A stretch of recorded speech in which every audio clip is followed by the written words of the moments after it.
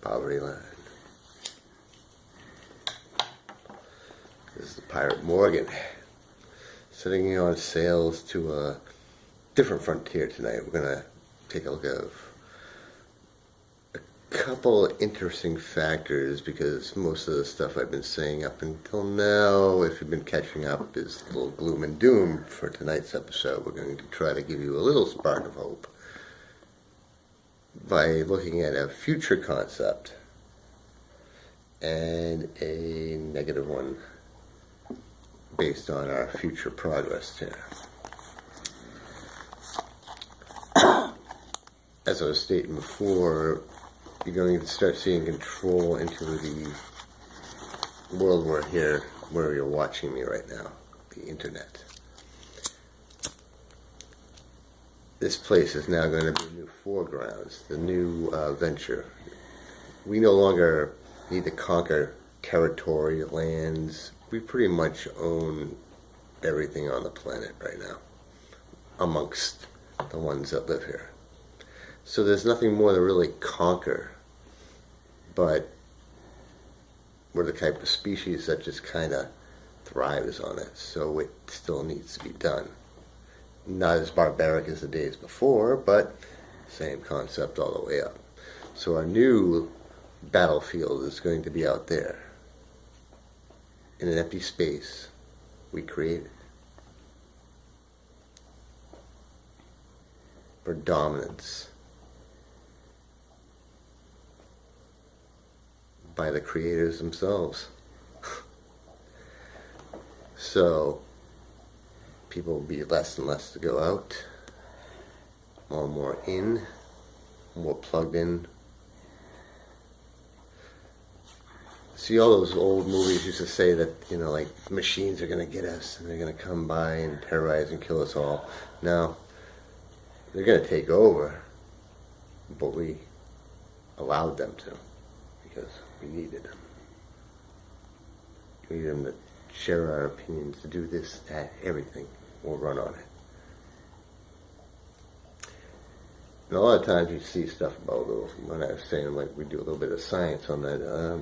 If you ever take a look into our sun's powers and capabilities, there's like little, layman's terms, nuclear bomb set-offs on that surface that send off certain waves that will crash against the Earth.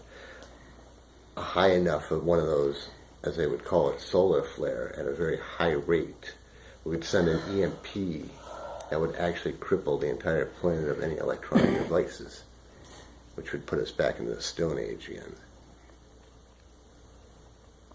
That's how reliable we are right now on machines. Imagine later. You wouldn't be able to, we can't function now without machines. We'd be screwed if all electronics failed right now. And there was no recovery, just wipe out. We would be blasted back to the Stone Age because nobody would know what the hell to do. So picture that in a few more years in a future concept. So now our battlefield is now the virtual space. And you can tell when that's happening, because if you're actually watching the news and stuff, they're trying to actually dictate and start to form, regulations on in a virtual world created by us. Is now going to have to deal with regulations as if it was in the real world. So that's where we're going to be pushing slowly back into. Here's the real world, here's that virtual one. The virtual one's starting to swallow up the real one. And that should worry you a little bit. And they already did their testing grounds. There's been multiple scenarios.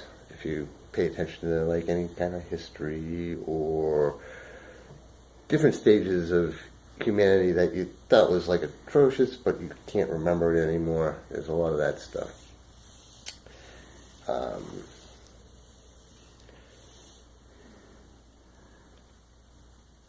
there are a few places that they've used for testing grounds for like to see what would happen if an entire area relied on one particular financial need, and it would take off and see what would happen to the ground. And they saw what would happen.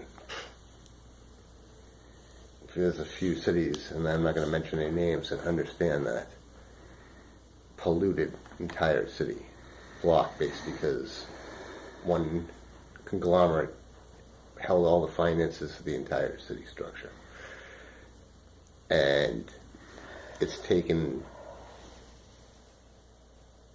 10 to 20 years to fix some of these areas, and they're not quite yet fixed. They're still bad, but not as bad as they used to be. But that's a long-term cleanup. So you know what would happen if things got a little too greedy, a little too much. It's the 1% does understand the structure, and I was telling you about the pillars collapsing. They're not completely dumb the situation, but they're putting on Band-Aids where you need to actually put foundation. So, we're experiencing the next evolution. Virtual.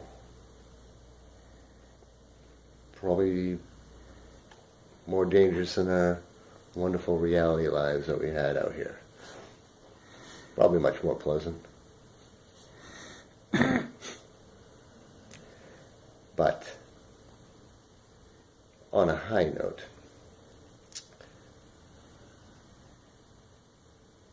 I believe most intuition for most humanity of people want to do some good, but most of them are really, really, really terrible.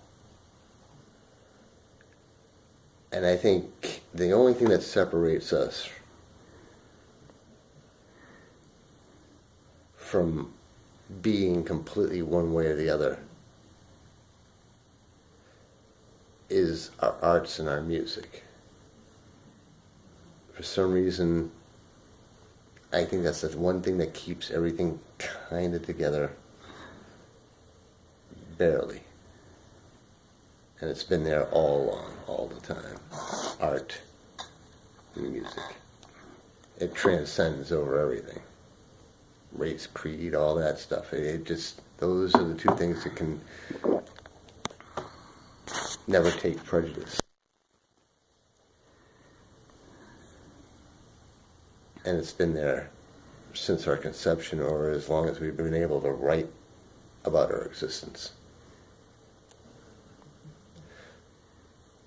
So taking comfort that maybe that will prevail later on. Or we sit back, place on our invisible chains that are all electronic because we like them. That's your invisible leash. Know where you are, what you're doing. See, when I told you we didn't have the capabilities of spot